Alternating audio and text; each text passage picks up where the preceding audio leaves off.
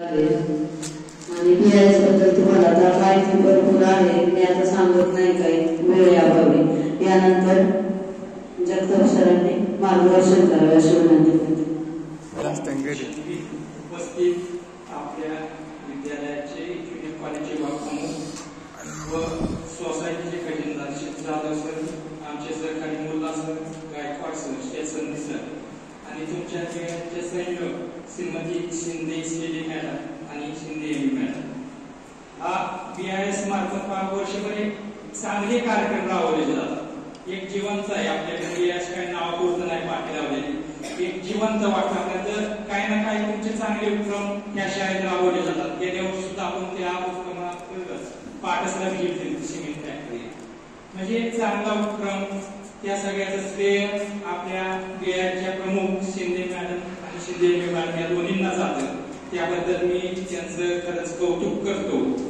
आता जी तुमची स्किल स्पर्धा घेतली त्याचा उद्देश म्हणजे तुम्ही भावी जीवनाच्या एमपीएससी परीक्षा देणार आहात, त्यासाठी तुम्हाला त्याचा फार उपयोग होणार आहे। बीआयएस पास झाले तर 400 उत्पादन आहेत, त्यांना बीआयएस प्रणाली लागू आहे, बीआयएस किंवा एस आहे।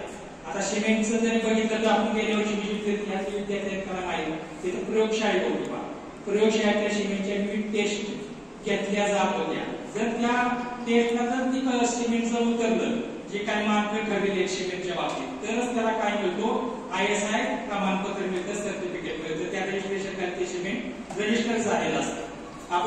आपण जर इलेक्ट्रॉनिक्स उपकरण असतील किंवा सोन्याचं असेल किंवा इतर जी काही उपकरण आहेत, अन्न औषध प्रसाधन, या सगळ्यांना काय जवळपास आयएसआय बीआयएसआय प्रणाली लागू आहे।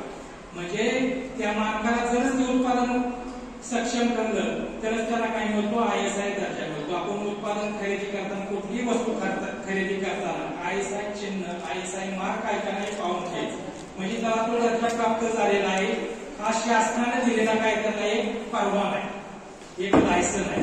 लायसन मिळालं म्हणजे ती वस्तू एक चांगल्या क्वालिटीची, चांगल्या दर्जाची आहे, त्याला जी लागणाऱ्या सर्व कसोटी आहेत त्या कसोटीला ते उत्पादन पात्र आहे। बरे असो, तुम्ही आता परीक्षा दिलेलीच आहे, पण अतिशय जाधव सर म्हणाले तुम्ही अतिशय निर्गंभीर आहात, कारण तुम्हाला पेपर सोपा केला अवघड, त्यामुळे तुमच्या चेहऱ्यावर काय स्मित हास्य काय वगैरे दिसत नाही, काय अडचण नाही, काय समजत नाही।